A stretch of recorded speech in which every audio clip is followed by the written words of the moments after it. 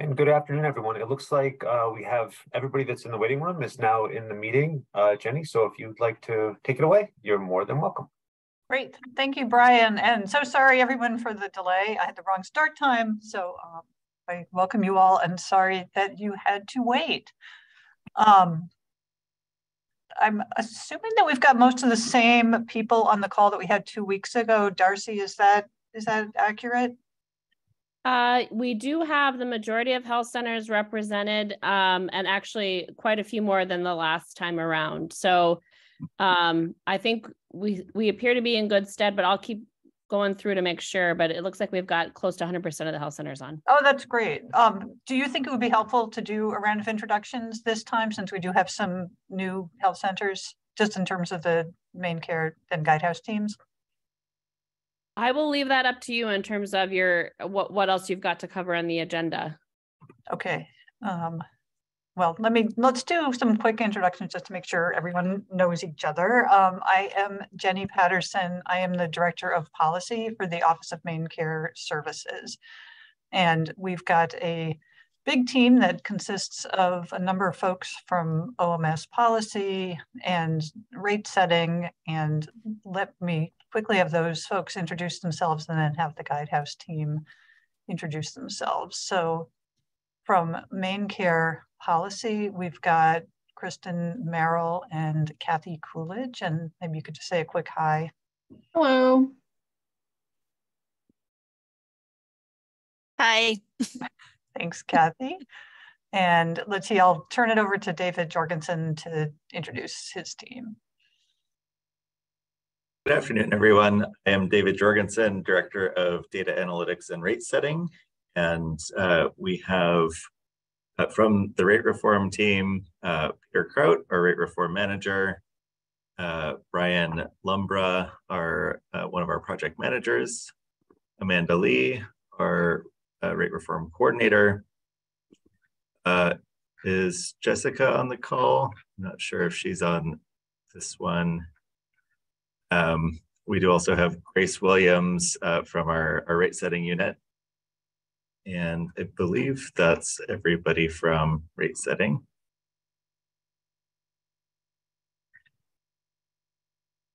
Great, thank you, David.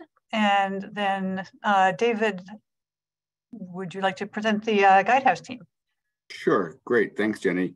Good afternoon. My name is David Garbarino. I am a director here at Guidehouse, and I'm the overall engagement director on this project. And so I have several folks here with me from Guidehouse. I'll let them introduce myself. I'll start with Josh. Hey, everybody. I'm Josh Mem with Guidehouse, so primarily a rate setter. So I'll be handling a lot of the supplemental cost reports and doing some rate calculations. Holly. Hi, everyone. Hi. Holly McDonald here. I primarily handle policy matters and happy to be here. And then Sean. Hi, I'm Sean Clare from Guidehouse. Primarily work in rate setting along with Josh, and I'm sure you've all seen my name on your emails. And then I don't see her here, but Tamara Porter is the partner who is overseeing this engagement and also is the unit director for the state payer program here at Guidehouse. That's it, Jenny. Great, thank you. So as folks know, probably from emails and from conversations that we have had since our last meeting 2 weeks ago, our initial hope had been that we would be presenting rates today, but we are not quite at that point, despite, I would say, a really strong collaborative effort and a lot of work that has gone into this process on the part of both the health centers and Guidehouse and the main care team. So despite the fact that we do not have rates to present, our conversations showed that there were a bunch of questions that folks had and areas where we felt we could explain a little bit more background information that might be helpful in explaining what our timelines are, what's driving the timelines, kind of the whys, as well as the hows, and just to have Guidehouse walk through some illustrations of the process that they're going through to do data reconciliation. So that's the focus of the presentation that we have today.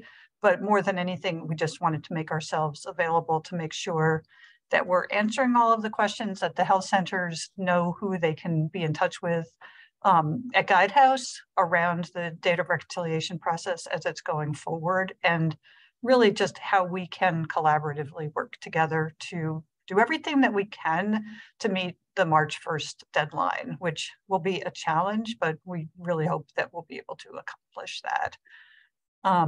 So I think we have someone sharing the slides. Amanda, is that you? Hey, Jenny, I'm just going to interrupt real quick. If the FQHC's providers, if you could just introduce yourself in chat, where you're from, what your title is, that could be helpful, and we can move right along. Great, thank you, Brian. Yeah, that no problem. Thank you. is a very helpful request.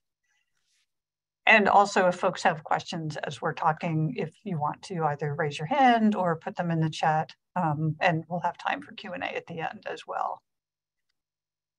So again, the focus of today's meeting is just to talk through where we are on the timeline, and to talk a little bit about some SPA considerations. I know there have been questions about that, so we will try to answer those and hopefully provide some helpful information.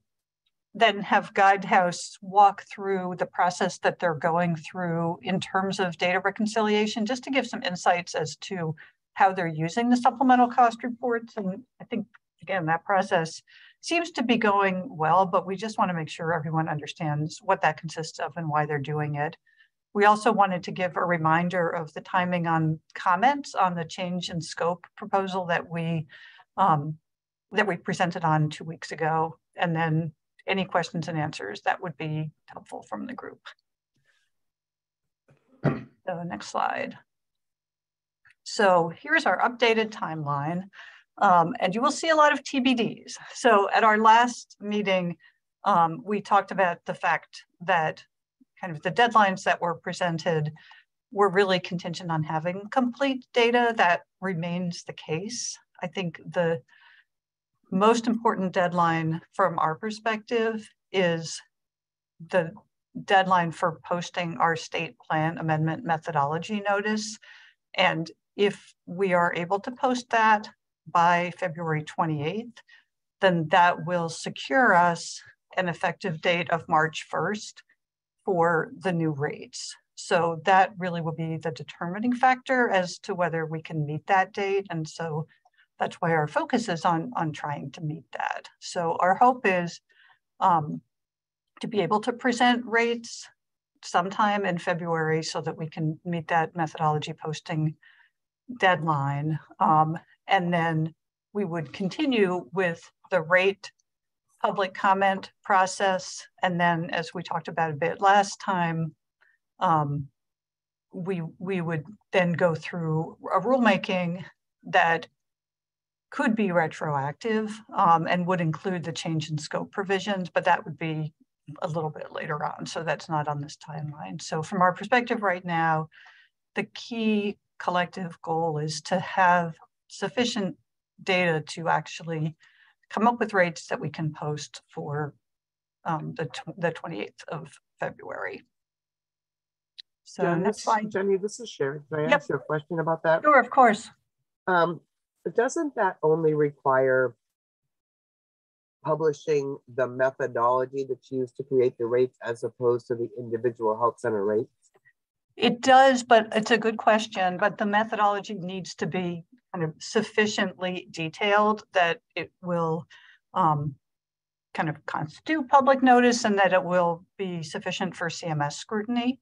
So I think the next slide may answer some of those questions. And if you have follow-ups, you can ask them. So basically, the key consideration from a CMS perspective is that in order to gain state plan approval, we need to be clear on which services and costs should be included and billed under the encounter rate and which should be billed separately. And the key piece is that that suite of services that are in or out needs to be consistent for all FQHCs in the state in order for CMS to approve it. So for any individual health center, they can choose which services are in that they're offering. And if they want to expand that or change it, they can submit a change in scope request. But there cannot be a service that is in for some FQHCs in the state and out for others. So that really is one of the things that's driving the need for Guidehouse to have complete data. We need to have all of the data about the costs and visits so that we'll be assured that, that the new rates are being constructed appropriately. And we need to do that in order to meet that 2/28 deadline. So I think there's a question in the chat that may relate to this last piece around the timing, but so the 3/1 effective date means that we can pay those rates for claims beginning 3/1. They may not be loaded in the system for 3/1. In fact, they definitely won't be, but at least from a legal perspective of CMS approval, if we have noticed it, then we would be able to pay that rate for claims going back to that date. But if we don't meet that posting deadline of February 28th, then that sets us forward at least a month in terms of the dates for which we can pay those claims. Lori, does that answer your question? Yeah, it does. I guess the other part of my question is related to, I'm just curious how that interacts with the state statutory deadline for rebasing, and how you're reconciling those two. Well, clearly it's our target because it's what's in the statute. But I think the fact is, if we don't have CMS approval, then we won't be able to pay out for that date. So that's why it's so important for us to meet that deadline if we possibly can collectively. And then I guess, can I ask one more question? Sorry, and then I'll, the other question is around, I think I heard you say, and I might have misheard this, that what is in scope and out of scope has to be consistent across all the health centers? That's right. So for any particular service, it can't be that service is in scope for some FQHCs and out of scope for other FQHCs. So in other words, not every health center has to offer every service, but for any given service, it's either in the encounter rate or outside of the encounter rate when they bill it, because CMS is concerned about fee-for-service payments outside of the encounter rate. So that's why it needs to be consistent throughout the state as to whether a given service is part of that encounter rate or not.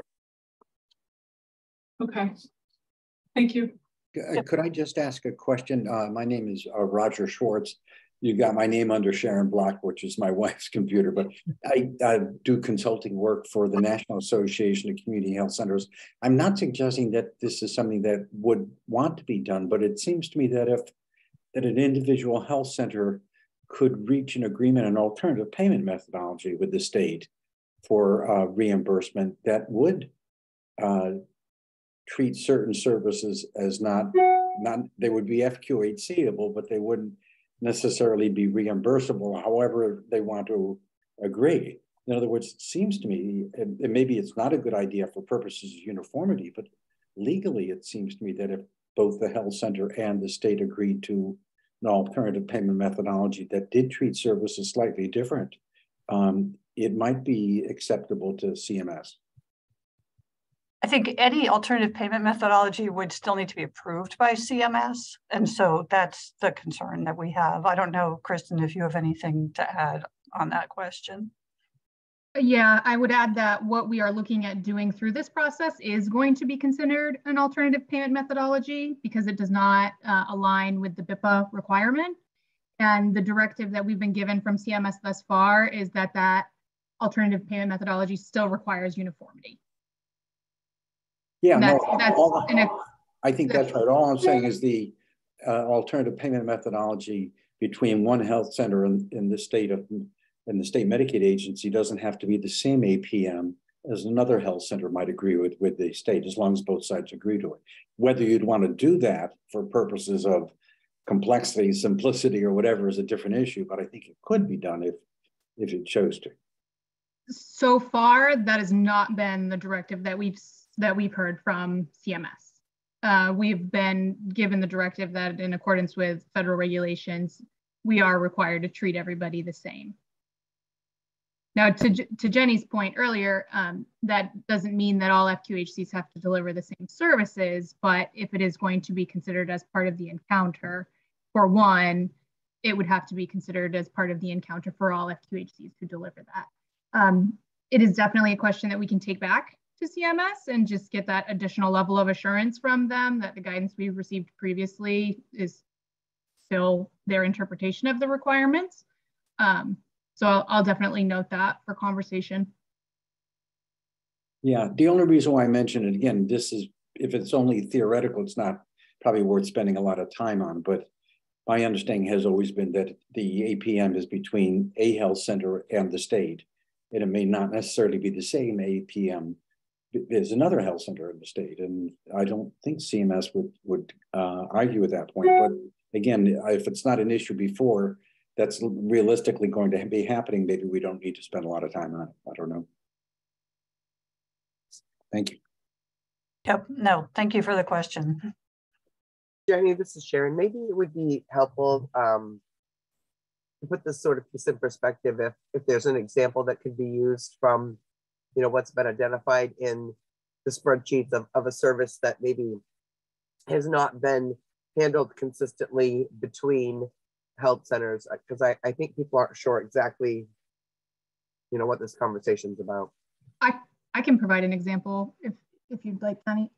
For example, Sharon, we could be talking about any specific benefit category that's not, you know, required under federal regulation to be included. So it could be services like chiropractic or podiatry, certain types of therapies. It could be different types of behavioral health services. Is there still a requirement that a service be listed on the HRSA scope of services in order for it to be part of main care scope of services? Or no, is it now, if you decide you're going to offer something, we want it in your scope with main care, regardless of any federal attachment to scope? We are no longer considering HRSA approved scope as part of the required process in order to determine what is within the main care scope. It is, after discussions with CMS, we've determined that they are separate and distinct, and they do not have to be related. Okay, thank you. Thank you. So 2 quick questions sort of underlying the point you just made, Kristen. So this is Mary Sislicki. I'm working with NAC and I'm an alumna of CMS. So what I think you're saying, but I want to make sure I understand, or we understand, the scope of services pertains to the scope of services defined in the state plan, correct? As opposed to this, okay. The other question I have is on the effective date, and I want to make sure that I understand what you're saying, Jennifer. The effective date is March 1st for encounters that occurred March 1st, not necessarily for claims that were received March 1st. Is that what you're saying? Because the effective date language in SPAs typically pertains to the date of service. So is that what you're saying as well? Yes. Okay, yep. Good. Just want to make sure. Thank you. So if we hit that date, it would be a date of service 3/1 or later. Okay. Would be eligible for the new rate. Thank you very much.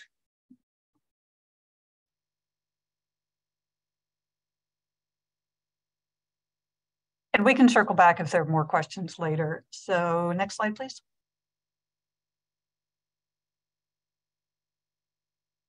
So at this point, I am going to turn it over to Guidehouse to talk a little bit about the data reconciliation process that they have been engaged in. And I think, is that Sean? It's Josh. I'll take that. Okay, sorry, Josh. Yeah, no worries at all.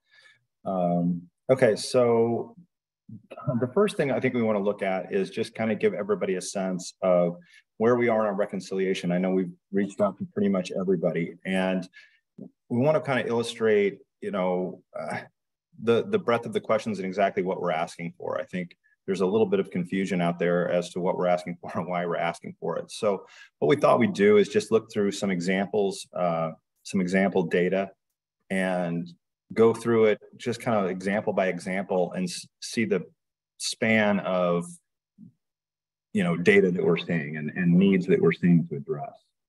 So I don't know if you're going to share the spreadsheet or I can.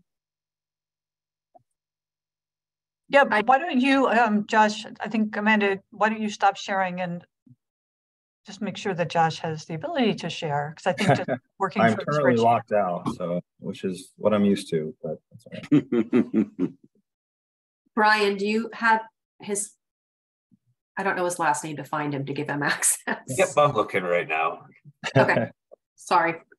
No, it's no problem. Again, if they were in alphabetical order, that would help. Yeah.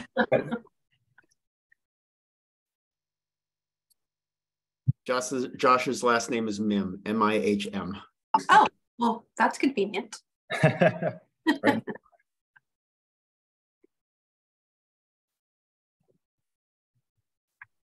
Except I'm not finding it on the list. That's I'm used to that too, actually. Hold there on. it is. You found it? I did. Yeah, I think you might have to bump him up, Andy. I made him co-host, so. Perfect. You should be on different things in here. All right. So let me. Okay, so I should just be sharing the spreadsheet. I guess let me know if you can't see it. We're good. Okay, so I'm going to go through this line by line, and the thing to note here is these are nobody's numbers. So these will not match anybody's numbers. You know, you don't need to look for yours, and obviously the names have been changed. For those that are bored, they can, you know, look at the references that are contained in the name. So these are just different examples, and they kind of vary from, you know, we're really confused by what you're sending us to everything makes sense, we just want to confirm. So what we're seeing here is the first column is just the provider name. You could ignore that. The second column, this SCR charges or visits, that's either we're comparing the charges or we're comparing the visits. It was just easier to combine the columns into one. And this is total, right? This is total from all tabs, both charges and visits. Column D is the gross revenue from the 224 or the total visits from the 224. And these are all, this is all information that we've sent you in the emails that we've sent out. So again, this is nobody's data, you won't recognize it, but you should be familiar with kind of what we're looking at. Column E just lists any additional issues, we'll get to that, and then just some notes on the end. So to start on the first one, you know, Acme Health Center here, what we're seeing on this one is the total charges for what they were given to us in the cost report are much smaller than what was the gross revenue on the 224. And that was even including the charges for the T1015 and G codes, which we would like to exclude, but that's a conversation for another line. But so this is just an example. If we're trying to use this as, you know, to develop a cost to charge ratio or something like that, we need to know why your revenue, your gross revenue is so much higher in your cost reports than on your supplemental cost report, because it really shouldn't be, right? We should see every charge in the supplemental cost report. So that's line one. Line two is, you know, we just had a couple submissions where we didn't get visit data. I mean, I think it was probably you're so focused on filling out the individual lines, you just missed that box. So those were pretty easy to fix at the time. But again, that was just an example of what we've seen. So now for the second one, there's two lines on this one, and I've grouped them by color so it's a little bit easier to see. And you can see on this one, the visits, and the first line is visits, are much higher on the supplemental cost report than on the 224. And typically that's going to be, you know, a difference will be dental or anything like that. But when we looked in the supplemental cost report, there were almost no dental charges. So an example of this provider is there's a big difference in visits, but there's no dental to really explain that. So we need to see why that is, because we really need to have visits correct when we're calculating a per visit value. And then to add a little bit to the confusion, you can see on this one, the charges are almost equal to the gross revenue on the 224. And in this one, we did lump in the T1015 and G codes. And so again, this is just a mystery. We want to make sure that these numbers make sense, why one is way different, why one is close. And it may be that way. And the explanations you provided, some, we needed some changes and some explained it perfectly for us. So it's not that anything is wrong. It's just, these are the kind of flags that we're seeing and reaching out to you for.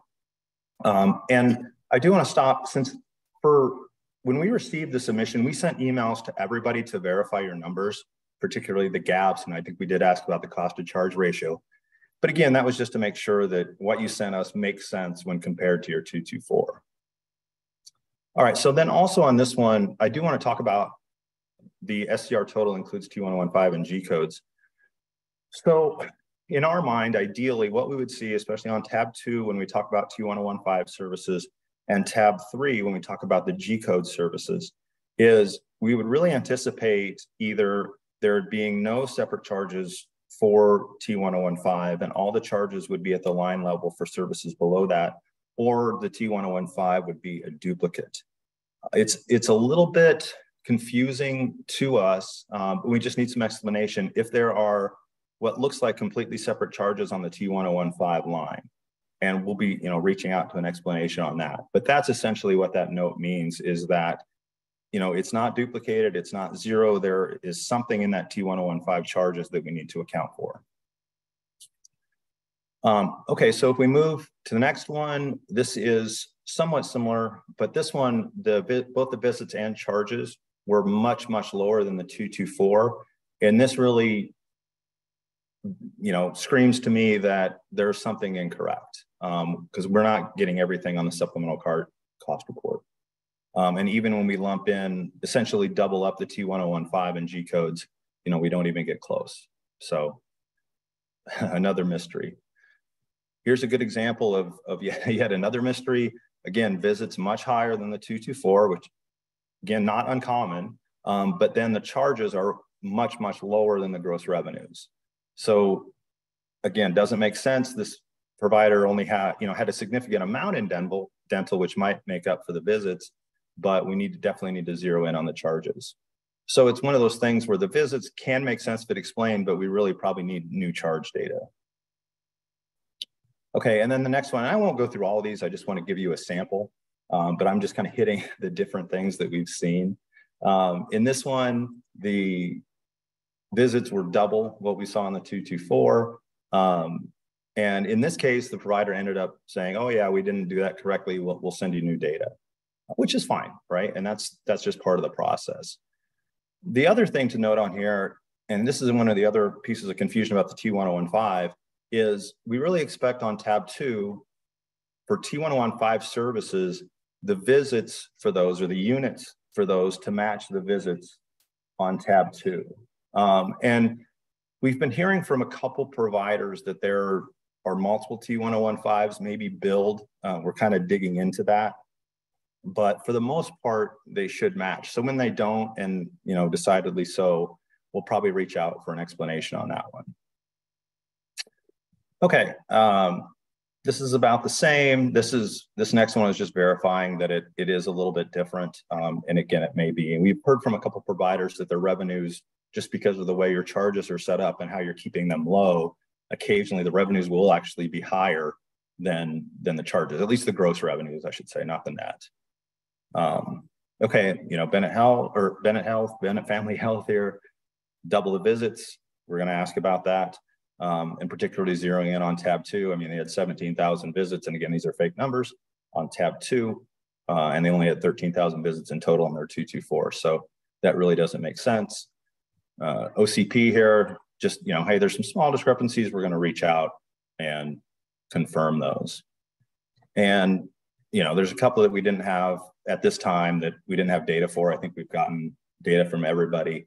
And again, I want to say in the past few days, we've gotten such great feedback from you. We're really getting a lot of these questions answered. So thank you for that.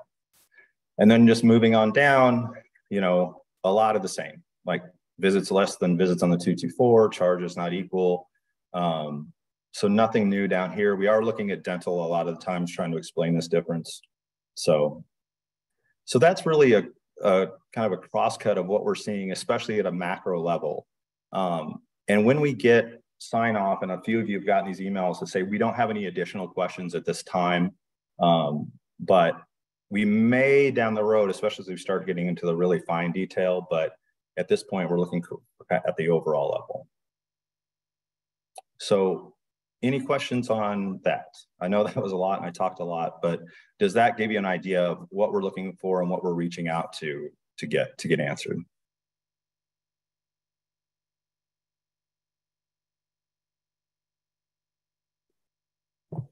Okay. Josh, has there been an ability for you to look at the templates submitted and recognize things like codes for immunizations in particular, right, that appear to be counted as their own visit and are most likely are not, that they are part of other things? I know when I've worked with a few of the health centers, they've identified things like immunizations that appear to count, right, as a unique visit, and they most likely are not. Also, any use of, you know, interpreter services, it seems to, you know, it's hard to lump them. EHRs aren't designed, right, to pull stuff out by the encounter. They're sort of by the code. And I agree. I'm glad you brought that up, because that's a good point. And we've seen this later. That's why it wasn't in this document. But we've seen cases where essentially services that are included on separate tabs will share a visit. And there's a big question on how to handle that. And that's, right now we're handling it on a case-by-case basis. It doesn't seem as pervasive, maybe, but that's a great point. And the other, to answer about the like immunizations, is the same thing. Like, we definitely want to capture the charges for that and the units, like, you know, how often you do that. But if we need a little bit of help interpreting how the visit was handled, right, it's probably not just an immunization visit. It's probably attached to some other service that may be part of the T1015. Then we'll just work that out with us, right? As long as we're confident that we've captured your visits and charges correctly, that's kind of the end goal. It doesn't have to be exact in the exact way we want to see it, but we really need to be able to tie that out in a way we can work with it. I also wondered, and this is Sharon, by the way, I'm sorry. No, I'm not introducing myself. I also wonder, because there are some new folks on the call, if you can step back one step and explain to people why we are even looking at gross revenue or charges as opposed to costs, which are already identified, right, on a cost report with the, I think even the dental, for everyone that has dental, has that identified and then subtracted out.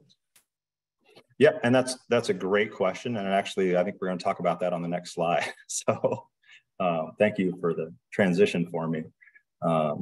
So yeah, we'll talk about the next slide if we want to move on. And again, we can answer questions as we get there. But I think if we put up the next slide, we'll get some talking points around, you know, what we're asking for and why. So Amanda, or Andy, if you can switch back to the slides. Are we done with this? Are we okay to switch away from the?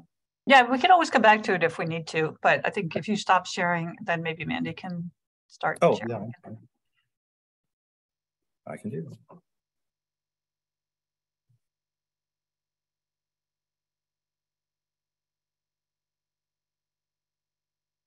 Let me know when you can see it. I can see it. All right. Next slide. Okay, so here's our high-level overview of what we're really looking for. So on the supplemental cost report, the data points that are on there, the ones we care about, are visits and charges, and we have them at the overall service and tab level. Charges, maybe not so much at the tab level, although we do use that, but visits, particularly when we talk about T1015 and Medicare and things like that. So visits, I won't really dwell on. They seem very self-explanatory, right? We're talking about developing some kind of a cost per visit rate. So charges, when we get down into calculations, what we really want to use charges for is from an overall perspective, getting a cost to charge ratio. So we're taking the cost from the 224 divided by the total charges from the SCR. The reason that the 224 gross revenue is in discussion is simply as a comparison point, as kind of a quality check. Without that, we don't really have a way to say, what are we going to validate the charges you give us against? So the gross revenue from the 224 is only going to be used for validation of the charges on your supplemental cost report. Okay, so with the charges and with the cost from the 224, we'll develop a cost to charge ratio. And then using that, what we'll try to do is develop a cost per visit. And obviously we'll do that from an overall perspective. And I think from a general sentiment, when you're talking that's easy to do without all the additional data, without all the, extra stuff that we've asked for. We just have your costs, we have your visits, boom, we get a cost per visit number. The reason we're asking for more is to really dive into it from a service perspective. One is definitely, okay, if we look at just the services that are in T1015 today, how do we develop a cost per visit number on that? And the key is we use the charges from that multiplied by the CCR to get a cost, and then we have the visits for that. So that's kind of the next level down. And then we can go essentially anywhere from there to a certain extent. Visits are going to be a little challenging as we dive into individual services, but especially for charges, we want to be able to say, when we look at these charges, if we try to lump these charges and classify them, what's the cost of just those specific services? And the 224 just doesn't do that, right? The cost there is at the provider type level. It's not, what the provider was doing. So we need to be able to bridge that gap. And we're doing it with the CCR, the overall CCR, and then the individual charges on the supplemental cost report. And eventually we'd like to get to the point where we can take, say, everything in Medicaid and then pick these few things and say, move those out. And then what are we talking about with our rates? Just as far as what makes sense to put in and out, and then eventually to do the modeling. Josh, if I can ask you a question, it's Roger Schwartz again. It's a basic one that I'm missing to some extent, and that is, what is the relevance of charges in terms of determining a health center's per visit costs? Yep, and fair enough, right? Again, the challenge is the cost. The only place that we really have a good idea of cost is at the 224 level on the Medicare cost report, and that's just not broken up by service the way we need it to be. So the charges on the cost report allow us to calculate a cost using the cost to charge ratio that we calculated between the two. And as I said, that it sounded a little more complicated than it needs to be. Does that make sense? The only thing we're using charges for is to calculate a cost using the cost to charge ratio. So Josh, does that mean, this is Sharon again, that you would only really use the cost to charge ratio when you're thinking about if there are costs in the cost report that then need to be carved out because they're going to be done fee for service?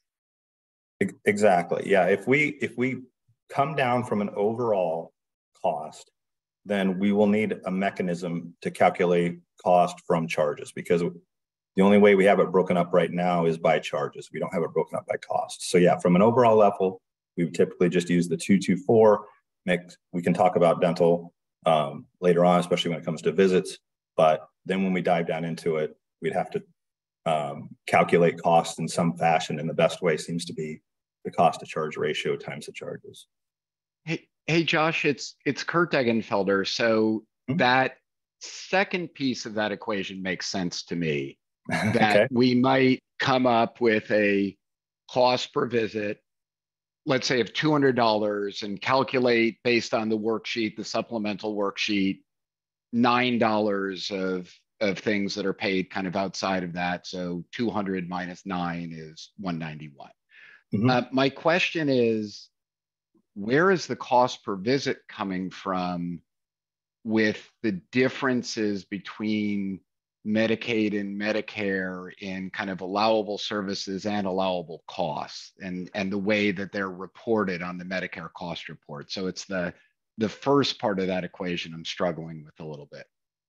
Fair enough. And on the 224, when we talk about how Medicare does it, right? They only capture visits for medical visits and mental health. And then they bring in certain costs into there, and they will calculate a cost per visit that's Medicare specific. You know, all the reimbursement is calculated off there. But the cost report also covers cost for those that are not allowable by Medicare. So we are using the 224 as this is the total cost for the services in your facility. But is there we're a listing? Is there a listing of services that Medicare doesn't allow in costs that Medicaid does, and a listing of services that Medicare doesn't allow that Medicaid also does not, so we can have a specific understanding of that methodology of what the numerator is going to be for that cost per visit? On the Medicare cost report, there's basically a section of all the things that Medicare does allow. And then there's a little section, and there's essentially one line that says, this is the cost of everything that Medicare does not allow. So in the 224, that cost is there, just Medicare doesn't use it. Yeah, and that's the detail of that is, in my opinion, I see what you're saying. And then there's pass-through costs and other parts of that Medicare. I guess the translation, I think I would have to say, is my main concern, without an E on the end, of just, you know, we can't take that cost per visit for granted just using the Medicare cost report. And given the different types of programs that the health centers have, you know, we would not want to exclude costs that should be included, or on the flip side, from the state's perspective, I'm sure you wouldn't want to include costs that should be excluded. So how do we get to that level of detail, which may not exist on the Medicare cost report? You're hitting the nail on the head, right? This is the brick wall everybody runs into in setting nursing home, is the cost on the Medicare cost report is not granular. And for our, you know, what we're doing for it, the only thing we can rely on it is from an overall cost. We don't have cost per service. So from an overall perspective, if everything's in there, you know, we have the total cost. That's when we need the total charges from your supplemental cost report to calculate that cost to charge ratio. And then is when we get into the details in your supplemental cost report to say, now that we have the charges at that level, then we calculate the cost based off of what you've given us. But we just can't use the 224 or anything. And really, from a provider's perspective, it will really be tough for you to give it to us because, you know, frankly, you wouldn't have the cost broken down at the service level. So are you using charges to, again, calculate that first part of, I totally get it on the second part of visit. No one can, asking for costs for those individual line items is, who knows what methodology people might use. Right. But are you using the cost to charge ratio for that first part of the equation, the cost per visit? That's, again, what I'm not following. And maybe I'm premature. Maybe there's a slide on that later, so I don't want to stop. Well, no, this is the extent of the slide on that, I guess, for at least for this discussion. So again, as far as cost from the 224, the first step, the only place we're using that is to develop the cost to charge ratio. Okay. And that's the cost, overall cost from the 224 divided by the overall charges from the supplemental cost report. So once we have that number, then we're essentially done with the 224.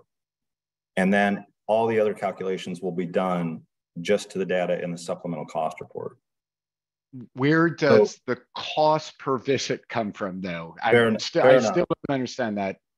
Right. So, all right. So then once we have the cost to charge ratio, essentially what we're doing is taking the charges for whatever we want to do it. If it's overall, right, we take the overall charges times the cost report or cost to charge ratio divided by the overall visits to get a cost per visit. Now, at that level, it's essentially taking the cost from the 224, right? Because the numbers are going to even out. But it's when we get more granular that you're talking about that we just take whatever charges times the cost to charge ratio. So the cost, and when that cost per visit, it's plural. So we're taking several, we're calculating different. cost per visits, but the overall is just charges times overall charges times CCR divided by overall visits. Kurt, let me try to take a stab by referencing a point Sharon made a few minutes ago, because Sharon really hit it on the head, hit the nail on the head too. When the way she framed it was the purpose of this is that if something is going to be carved out for fee for service, that's the whole reason that we're doing this granular data collection. So, you know, it's possible. Let's just say that nothing gets carved out. If that were the case, it'll turn out that we didn't need all of the granular data, because all we would need to do is just divide total costs from the 224 by total visits on the supplemental cost report. And then we would just have our cost per visit because nothing gets carved out. Yeah. The reason that we're asking for the supplemental stuff, and I'm just going to make up some really simple numbers here. So let's say that the total costs on the cost report are $1 million. Let's say that the total charges was 1.1 mil. So basically, you know, a cost to charge ratio of 1.1. And then let's say that the decision is made that things that are going to be carved out for fee for service, let's say that the charges associated with that was $110,000. Those were the charges associated with the things that get carved out. If the cost to charge ratio is 1.1, which we just calculated, we would be able to impute that the costs of those $110,000 in charges from the things that we're carving out for fee for service, the costs are $100,000. So our 1 million in costs that are being used in the numerator gets reduced by 100,000 down to 900,000. And then we take out the visits that were associated with the carve outs, and that becomes our new denominator. So I understand that, and I agree with that 100%. The algebra makes sense. My concern is on the cost per visit, where the cost is not known from existing data sources, and we don't have the level of granularity. And quite honestly, that number is an order of several orders of magnitude larger than the carve out we're going to have, right? So the supplemental worksheet and what we're doing, again, makes sense to me. Getting the cost per visit from which we are subtracting the amount that we calculate on the supplemental worksheet is my concern at this point. Okay, so I might have this, especially in the second line where it says cost per visit. Yeah, we're not, and a lot of times we're not taking anything away. So I guess that's not cost per visit minus charges times CPR. That's just what cost per visit is. So for example, in the first three bullets there, overall T115 only and all Medicaid, it's just the total charges for that times the CCR over visits. And we're calculating that one number for that. Does that make sense? That we're not taking anything from the cost per visit for those three. There's just one number calculating the cost per visit. Right, but if we think about, are you taking the cost per visit from the Medicare cost report? And if so, which line on the Medicare cost report, which column and which row on the Medicare cost report are you using for that calculation? I see. No, the only thing we're taking from the Medicare cost report is the costs. Okay, so where are you getting costs for cost per visit? The cost to charge ratio times the charges from the supplemental divided by the visits. So I guess, are you good on where the cost to charge ratio is coming from? I understand the cost per charge ratio. It's okay. The part of the equation. So your second bullet, second sub bullet, says cost per visit minus charges times charge to cost ratio divided by visits. So the charges times charge to cost ratio divided by visits makes sense to me. The question is, what is the source for the numerator and the denominator in that calculation of cost per visit? Okay. So for the, under there, the first sub bullet for overall, it's the total charges from the supplemental cost report times the CCR divided by the total visits for the supplemental cost report. So can I just ask this question? Why use charges at all? Why calculate a ratio and then just divide by the ratio? That seems like. Yep, and that's very fair for the overall, right? So essentially in the overall, we're canceling out our cost to charge ratio and we're just taking the 224 cost divided by the visits from the SCR. Okay, so 224 cost. I'm sorry I'm beating a dead horse here, but You're I feel fine. this is really, really important. What specific box on the 224 are you drawing that cost from? Is it column 3? Is it column 5? Is it column 7? And then which line? Line 100, column 3. Line 100, column 3. Okay, good. Okay. Got it.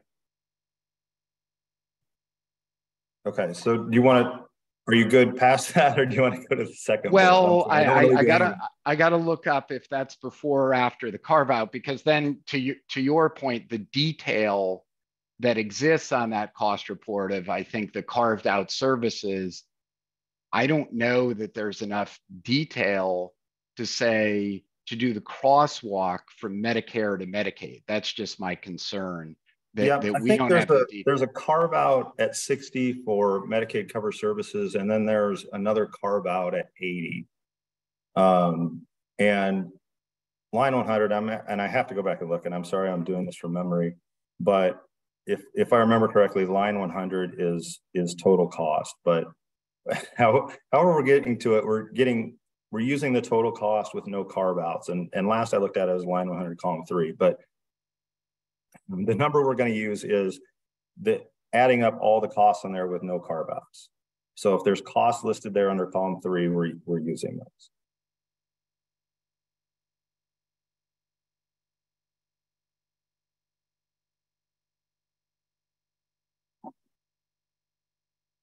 I think, Kurt, that matches your template.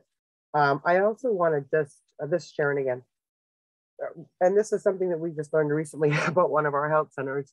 And I know that they're on the call, so they may want to reach out to you guys individually. But because they are an FQHC underneath another organization, they actually add costs in to their costs in columns after column 3.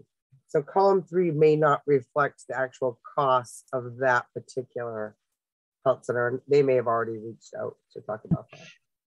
And Sharon, I want to jump in because I think you raised a really important point. I'm very excited to see this conversation kind of going where it is into the weeds, because I think it's important to have it at the kind of group level, but just to underscore, I want to make sure that we don't lose the importance of the individual health centers talking directly to Guidehouse and asking these kinds of questions, because that is also a super important part of the process, and Guidehouse is very much wanting to connect on the individual thing. So no one should feel that they have to raise that here, because there will be a venue for that, and we want to make sure everybody understands the context, which is our conversation today, but also have those specific follow-up conversations. Yeah, and one of the takeaways we had was, column 3 is the better representation for most providers, but feel free to reach out to us if that's not the case, because we do want to account for that if we need to and address that. So. And I just wanted to jump in. One of the health centers chatted me directly to ask if all of our services are in scope, wouldn't it be total allowable costs divided by total allowable visits? And the answer to that is yes, subject to what Jenny talked about at the top and what Sharon referenced when we were talking about, ensuring uniformity in our state plan to apply across all health centers as to what is part of the T1015 and what, if anything, might be carved out for fees for service. So just by way of example, and there's no final decision on this yet, but MPCA, for example, had sent us the memo about crowns and dentures, and the fact that with the expansion of the dental benefit to adults, you're going to see a big increase in what you're going to have to pay labs, and that those costs for all of these newly covered adults won't show up in 2018, 2019 cost reports. So an option of a way to handle that would be to carve that out for fee for service, so that because the costs just aren't there historically in the rate. And so that would be an example of, well, historically you've been doing crowns, not as much so, but crowns for kids, to an extent a kid might have one. So there might be a few costs that are currently in scope that, there might be a decision to carve something out for fee for service. So there might be something that is whose costs are currently built into your rate, that we might end up carving out for fee for service if there is a reason to do so. Those crowns and dentures is one example of that type of thing. Does that answer the question? Can I add, Peter, I haven't seen this question specifically, but I just want to underscore, a statement that was made earlier, that when we talk about all services being included, that means all services covered under the Medicaid state plan. So if Maine Medicaid as an agency does not cover a service, that would not be included in the account. So just want to make sure that folks are aware of that as well. Yeah, and I just wanted to add one point that sort of goes to what Peter was saying, and then I'll sort of drop this cost to charges issue. And I don't have the Medicare cost report in front of me, nor am I an expert on this issue, on these reimbursement issues at all. It's just that the Medicare FQHC statute specifically says that reimbursement for FQHC Medicare is going to be the lesser of the per visit cost or the charge of a particular health center. And of course, Medicaid doesn't have a counterpart to that.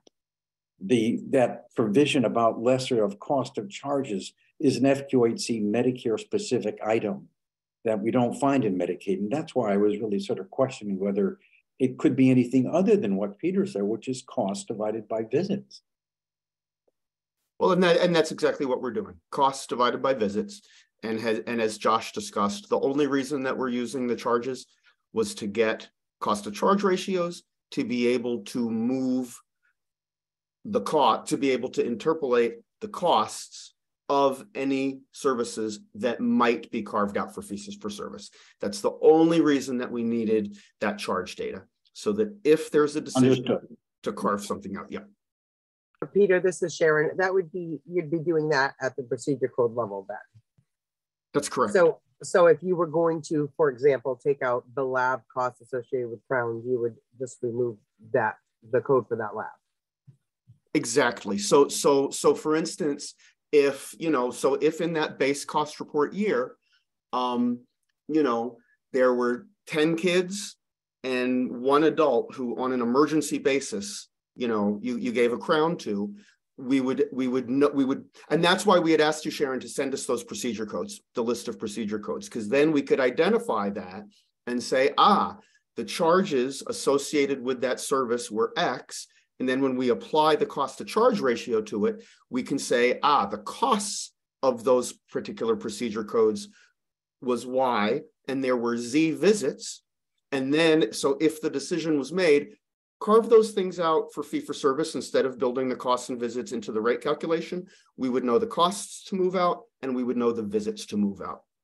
And well, you wouldn't really move out a visit, would you? Because the visit the crown itself would be a visit. The lab is just an extra charge. Oh, okay. Thanks for raising that. That's a good point, Sharon. And it depends is my answer on that. We're gonna take that on a case by case basis, you know, to see. So you're not really, Peter. I'm asking this question for ease of mind for everyone listening. So you're not thinking about removing whole sections of service, like saying we no longer want to pay for chiropractic under the PPS. We want everyone to bill fee for service. That's not what you're trying to do here. It's more strategic than that in terms of where are there issues with reimbursement. Jenny and Kristen, do you guys feel, just nuance in terms of a response? Sharon, I wasn't sure I totally captured all of your question. I mean, I think that's why we're doing this cross-check of the data, just to inform the decision of what is most appropriate to have in and out, but I don't know if that answers the question. I just know, I mean, I think for health centers purposes, right, they would prefer to keep things within their scope of PPS, that they don't want to be having to start billing multiple different UBs and 1500s and take out of their processes things that normally have been included on a UB and flip them over to 1500. And I think it also has been our understanding for a long time, and I think it's the state has the same understanding, right, that if something is a state plan service, then it can be part of your PPS rate. And so I just wanted to make sure that there wasn't, that the state wasn't really thinking about removing large sort of sections of services. No, thank you. I think I understand the question a little better now. I mean, overall, we're not like trying to take things out. We're just mostly trying to make sure that we are fairly and appropriately including everything that we can in the service, unless there's some type of anomalous situation that we should be considering it to be carved out. Right. And so Sharon, so the denture memo that you sent us is one example, of an area we're looking at. Another is, high cost drugs and IUDs and contraception, high cost contraception, that sort of thing. Just, are there any little targeted areas that really just throw things off? Does that make sense? Yeah. Okay. And I'm guessing at some point when decisions are made by main care, we would sort of get like a list of this is what we're thinking about carving out, and have at least some opportunity to review that and comment back with you guys. Yeah, and that's really when we do the actual presentation of rates, what we had been hoping to do today, that's what we're going to be presenting that day. That, hey, we took all the data based on that. Here are the areas, if any, that we're proposing to carve out. Here's what everybody's rate would be as a result of that. And then you have a couple of weeks to send us written comments. We respond, we consider and respond to the comments. And that's the and then we go to rulemaking. Right. And so I think that's a great segue to the next slide, actually, because I think this has been a great conversation, but let's keep going, and then we'll hopefully have a little bit more time for questions as well. But I think that this underscores why it's so important for us to have comprehensive data as much as we possibly can, so that we can do this correctly and with a degree of specificity that will enable us to present that and to include it in our posted methodology. Jenny, can I make one quick last point before we go on to the slide? And this is really addressed to Sharon and Darcy and everybody. Darcy, you had asked us at one point, will each FQHC get a spreadsheet so that they can see, where did their rate come from? And the answer is yes. We're basically, we will have a process where, Guidehouse and each FQHC sort of reach agreement that this template is final. So that, there's no misunderstanding that, hey, we made this change, but that didn't show up. It'll be, hey, it's final. And then we will be adding a new tab that basically shows how, here are the things, if any, that we're proposing carving out for fee for service. here are the costs associated with it, and you can see them because it'll be linked to each tab. What the costs being carved out, what the visits being carved out, so that everybody can see on their own spreadsheet, I see where they got the total costs that are being used in the proposed rate. I see where they're getting the total visits.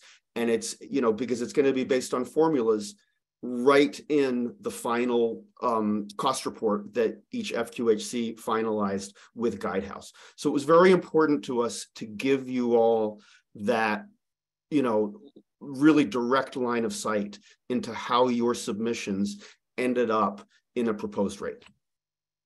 And I think, so this wasn't even the next slide I was thinking of, but this one shows how we are actually making really good progress even day to day. And then the next one is next steps. So go ahead, Josh. That's okay. So we'll go back to the other slide. I know there's not much there, but and to build on what Peter says, you know, we do at the end give you something where you can plug in the numbers from your data and come up with the numbers that we got. That's our goal, is you know, complete transparency on where the numbers came from. So where we are, and this is as of yesterday, and I think it was early yesterday, this is changing hourly. We are getting such great feedback from the providers. I think, you know, Sean's eyeballs are getting squared from having to QC a lot of the new submissions, but we're really making some headway here. So this is leaps and bounds where we were just last week. So I think we're on a good track. I think we're hearing from most everybody. So yeah, we're on our way. We've got 5 that, you know, that we're satisfied with, and the rest are close. I think it's just a matter of a few things. So. Can I just ask one question? I guess again, it goes back to what Peter was saying. How is it determined whether a particular service is a fee for service versus an FQHC service? Would it be based on current main policy manual? So that's, I mean, that's exactly the analysis that we're doing, so that that's what we'll do as part of our rulemaking to end our state plan amendment to make it clear. And obviously there are some services that must be included. There's others that state's discretion. So it is our goal through this process to identify which services are in or which are out. And would that change what was done in the past? In other words, are there certain services that were considered FQHC, or which were treated FQHC, that the state has concluded should be treated fee for service, or vice versa? Again, that's the purpose of this process. I mean, we want to do it on a data-driven basis. And so that's why having the data is so important. Thank you. Yep, you're welcome. Yep, and I think let's move to the process going forward. Great, thank you. Okay, so, and I think, I don't know if I'm taking this one or not, I'm happy to. So going forward, you know, obviously we've been reaching out. I think we've heard from almost everybody at this point, and there's been very timely and responsive responses. So that's good. So at this point, you should all have received at least one email just asking to validate, you know, the differences between your data and what we have in the 224. And again, that's just for validation. It's not that we're going to use the 224 data, especially particularly the gross revenues or the visits. So yeah, if you could just respond and say, yeah, that looks good, and here's kind of the difference, then we're happy to sign that off. If we've got further questions, we'll reach out. And if your cost report is considered complete, again, at this time, right, when we get into it, we may have some specific questions about services, maybe that don't make sense when we look at it at that granular detail, but we're not there yet. We're still at a kind of a macro level. So, but we'll send you an email saying, hey, you know, essentially you're good at this time, and you can relax until you hear from us.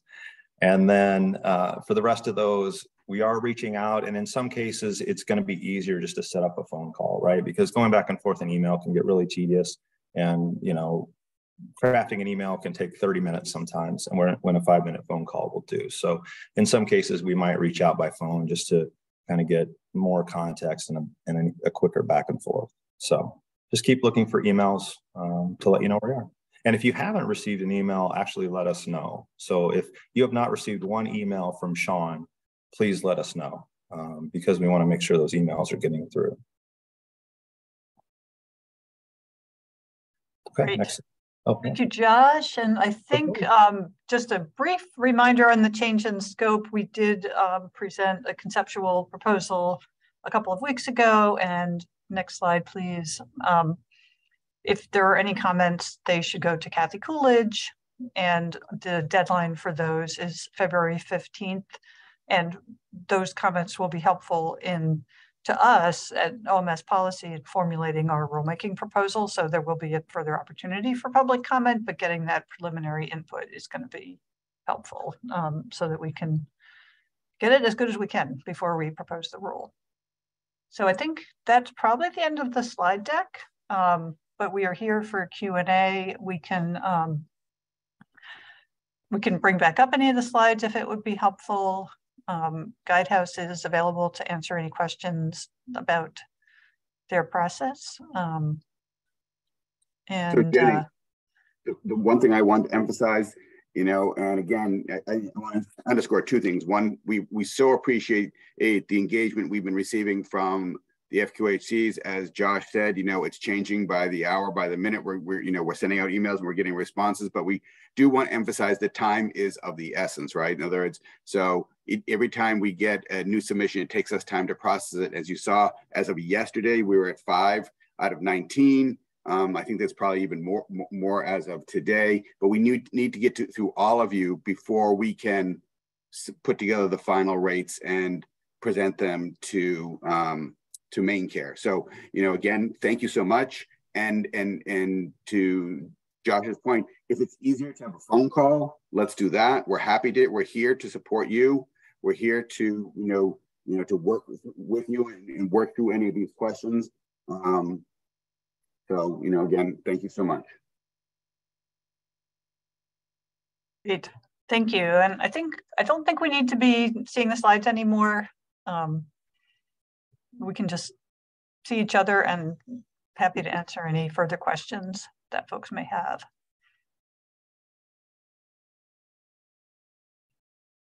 So Community Clinical Services has not received an email yet. Is there a link for Guidehouse? So are you able to access that information about Community Clinical Services in the chat? Yes, I will respond momentarily. Okay, great, thank you. Is there a link for changes in scope with information we can review? There was a slide deck that we presented at our meeting on January 18th. Are those posted somewhere, Mandy, or I know we emailed them out? Yeah, Jenny, Mandy emailed them to me, and I emailed them out to the network, but I can send them to Jenka directly. Okay, great, thank you, Darcy. Oh, and it looks like Peter actually put a link though in the chat that she could access to. Yep, that link is where the PowerPoint is.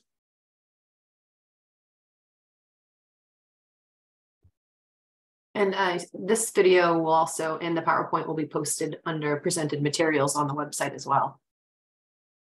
Thank you. So there's a question from the FQHC that has a parent company and wondering who they should reach out to at Guidehouse. You can reach out to Sean Clare. Yeah, I would say either just reply all to your submission or reply to Sean's email, either way, or email Sean, to David's point.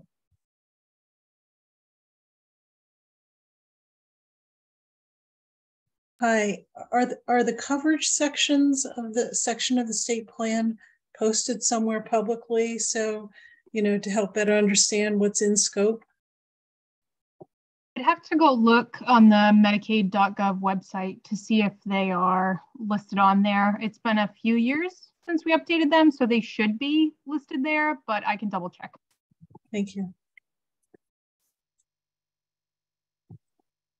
Yeah, this is Franco from Penobscot. Kristen, specifically, you mentioned earlier that you were saying that the HRSA coverage is going to be removed from the main care methodology for coverage. Am I misinterpreting what you're saying? The question was posed by Sharon, specifically whether or not we are requiring the HRSA change in scope to be a part of the main care consideration for change in scope, because that was a previous main care requirement, and going forward that will not be. We are not making any sort of connection between the HRSA change in scope and the main care change in scope process. So my subsequent question is, who's deciding that? Is this not a legislated matter? So that's something, so this is a rulemaking basically issue. So in the current section of the main care benefits manual, it is required, but in the proposed rulemaking that we intend to propose, which will be subject to notice and comment in the MAPA process, our intent is to take out that requirement. So it hasn't happened yet, but that's our intention. So here we're in this discussion, and today's the first time I heard this as an FQHC. And we have this change in scope, which I don't believe that's addressed in the change in scope document that's been presented, unless I'm missing that page. So I'm a little concerned that it's a surprise to us. And in 30 days or less, the scope is supposed to be presented to somebody. So let me explain the process a little bit more, because it is not quite as precipitous. So I think the thing that would take effect, if possible, for March 1st would be the rate change, but the procedural requirements associated with the change in scope and the requirements for the HRSA information that are in the rule, that will not change until after the new rule is adopted. So there's two separate processes. One is the kind of rate determination, and then the second is the rulemaking. And I'd just like to add that it's not to say that you can't prompt a main care change in scope request as a result of work you've done with HRSA. We're simply stating that it's no longer a requirement that those two be connected. So it's actually an attempt to reduce a little bit of administrative burden on the FQHCs. Yeah, I would sort of second that. I mean, or applaud that. I know there are a number of states that do require that, but the Medicaid statute that defines FQHC services does not make any reference to it being a HRSA approved service, and so I think the state I would applaud the state getting rid of an obstacle that really shouldn't be there.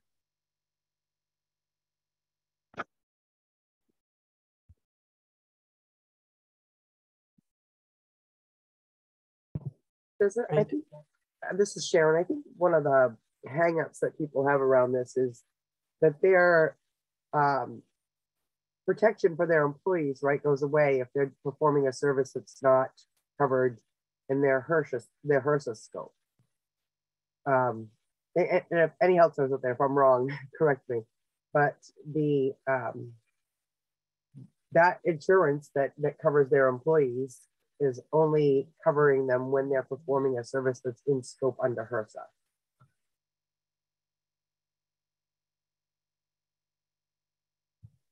That's true, Sharon, but there may be items that could be change in scope triggering events that do not require a HRSA change in scope in order to be considered in scope.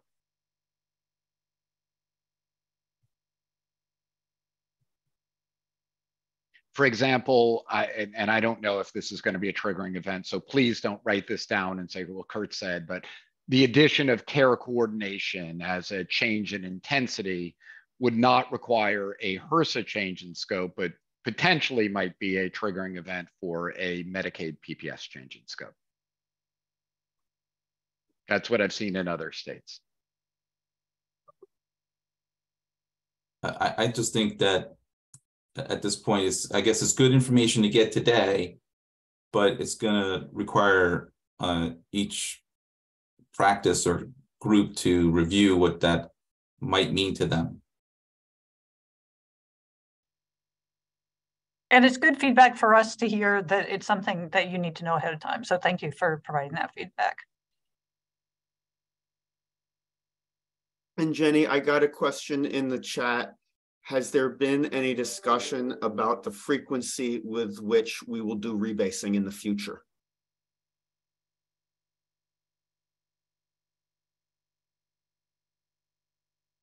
I don't have the answer to that. I mean, I think that would relate to the 639 process, but I don't know.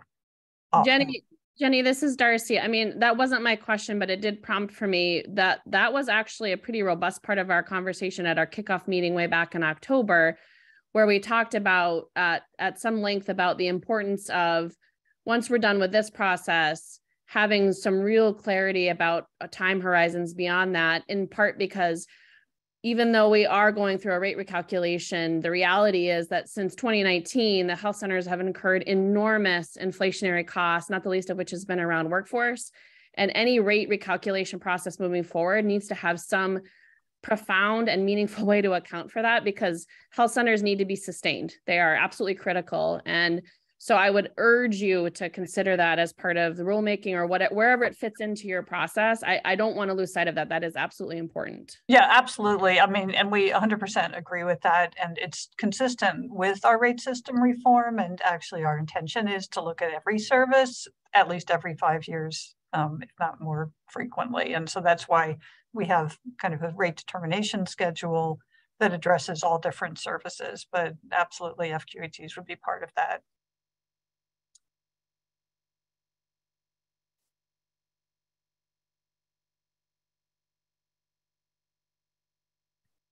So question, are we able to be provided the CMS directive on the rebasing? I'm not sure I understand that question. To clarify, like earlier, Kristen mentioned that the state, that CMS gave specific directives to simplify or make it smooth the methodology for calculating this alternative payment method. And so I'm not aware. I see somebody put it in there, so I guess I can get it. But thank you. So that I don't have that, so I'd like to look at it to see what that direction is. Jenny and Peter, I think where the question might actually be coming from is the same question that the association has asked, which is it still remains unclear, unfortunately, to us, or maybe I'm just speaking for Darcy, what exactly the CMS issue is. And I know you guys have tried really hard to describe it, but the fact that we don't have anything to look at still makes this really, really hard. That I'll just stop there. Yeah, we do. We understand the request. We have had conversations with CMS, and Charlie, I see you laughing because you and I had a conversation about this this week as well. And we will do our best to secure something from CMS. I think, as I understand what we have heard from CMS, is that there needs to be consistency within the state as to whether any particular service is in scope or out of scope. And it can't be that for some centers it's in and for others it's out. I think that's the clearest I can describe it. But we do have a pretty clear understanding that we cannot gain state plan approval if we don't adhere to that. So this is Lori Dwyer. Can I just follow up on that, Jenny, and ask, so we've used change in scope in a couple of different ways in the context of this conversation. So I just want to be precise. There is a change in the intensity or scope of services under a PPS rate, increase request from a health center under the main care rules. And then there's a HRSA change in scope process, which is very different. So which part are they worried about? And how can you just untangle that a little bit for me? So I can take that briefly if you want, Jenny. So we had a discussion with CMS a number of months ago, and they have essentially described to us that there is no connection between a Medicaid change in scope and a HRSA change in scope. So the request for clarity from CMS and what's driving the changes that we're intending to make is specific to Medicaid. It does not have any overlap or any sort of relation to the HRSA process. And I just want to clarify what I dropped into the chat is the most recent state plan approval for FQHC reimbursement, which also describes the change in scope process. That is not any sort of communication or guidance from CMS in regards to why this change is happening. But as Jenny said, we'll do our best to get something soon to you all. So I think the confusion is that main care doesn't have the authority to change our actual scope of services. You can put additional services in the state plan amendment that aren't within the HRSA scope of services. So are you just talking about what's not part of the our HRSA scope of services, or that's confusing to me, and maybe others understand this better than I do.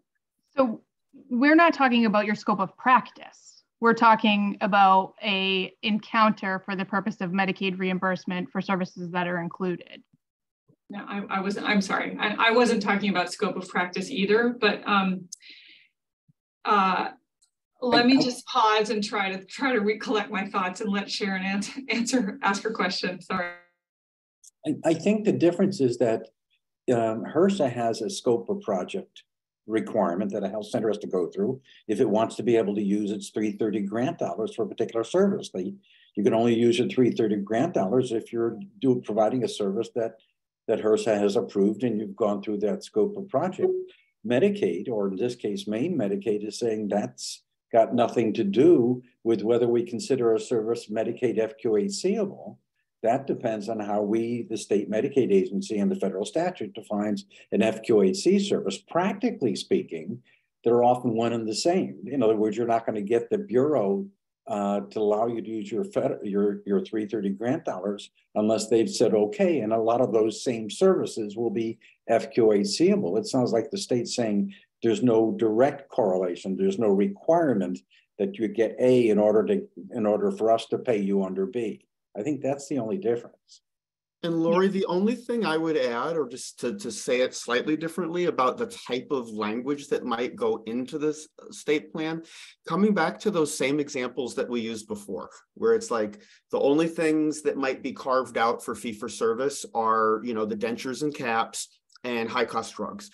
And so, the state plan would therefore read, to give CMS the clarity that it's looking for, it would be something like all services contained elsewhere within the Medicaid state plan, anything that Medicaid pays for, those costs and visits are going to be used in calculating an FQHC's main care rate, except for caps and dentures, and except for high-cost drugs, which are not part of the Medicaid calculated reimbursement rate, because those are going to be separate elsewhere in the state plan, elsewhere in our regulations. So that's an example of what we mean by just clarity about what's in and out, because right now, our currently approved state plan doesn't make those type of explicit statements.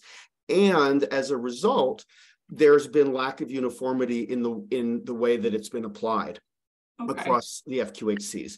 And so by including that language, and by having the data to support it, if CMS were to come look at how we did the calculations, we would be able to show them, yep, we have the data to show that we have the language to be very clear about what's in the rate and what's out of the rate, and therefore what can be billed under a T1015 and what shouldn't be. And we have the data to show that we complied with our language. Okay, so you're going to go back to, it's going to be nuts and bolts and everything in between, meaning, primary care visits and mental health, like everything that is included within the main care rate, FQHC rate, will be listed in the new state plan amendment you submit. Is that what you're saying? I don't know if it rather than sort of listing A through Z, it would be like, hey, we're covering the whole alphabet except for L and Q.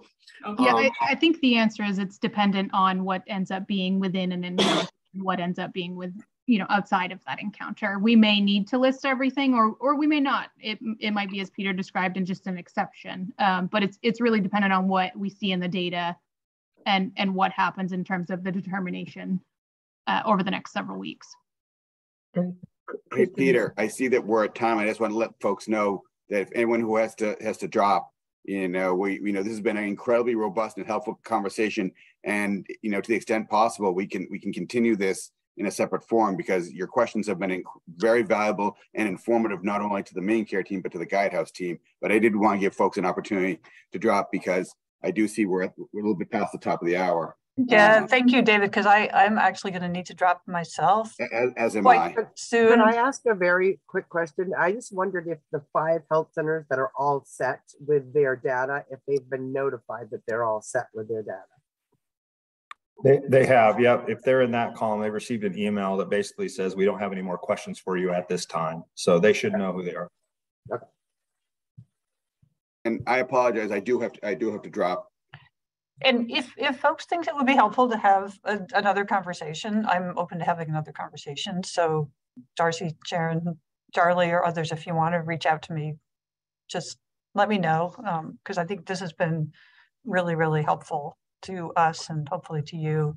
Bobby, I see your hand up. Yeah, just a quick point of clarification. So is the goal here that if a service is determined in scope of the T1015, so say, for example, mental health visits billed to primary mental health diagnoses, that if an FQHC provides that service, then it would have to be billed under that rather than billed to another section of main care services? Correct. That's the uniformity that you're going for. Exactly, exactly. I think someone might have been trying to ask me a question. I'm not sure if that was you, Charlie, or. Yeah, I just wanted to confirm 2 things, Kristen. One, that what you're describing arose from a conversation and you don't have anything in writing from CMS on that. Is that right? We do have, yeah. So it was conversational over the last year or so. There were a couple of different conversations. I do have written instruction from CMS in regards to the federal regulations that govern the practice of change in scope for Medicaid. Happy to share that language at the same time that we come up with that additional written guidance on why this process needs to happen. I think that would be very helpful to have.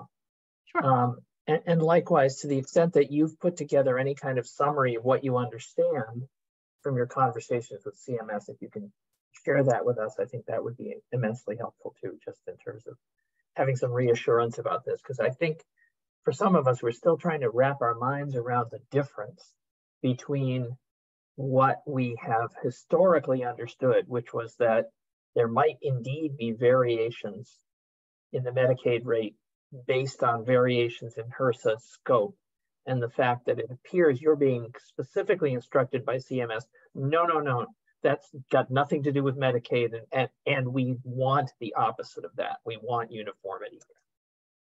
Sure. So anything you have that can help us understand exactly what you understand CMS to have told you would really help. Sure. Thank you. Great. Well, thank you so much, everyone. Really appreciate the input. And if folks have further questions, I saw Lori's comment. We will look to set up another meeting. Thank you, Jenny. Thanks, everyone. You.